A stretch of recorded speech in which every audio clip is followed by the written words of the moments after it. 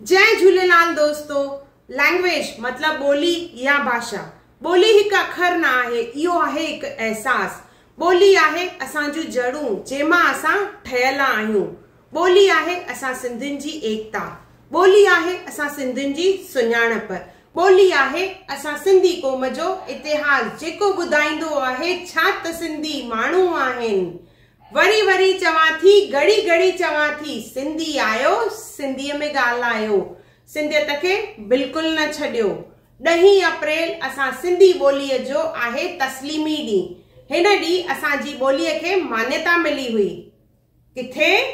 असांजी सिंधी ॿोलीअ खे भारत जे संविधान जे 8 शेड्यूल में शामिल कयो वियो हो 10 अप्रैल 1967 ते। असांजी सिंधी मिठड़ी ॿोली जंहिं ते असांखे फ़खुर आहे।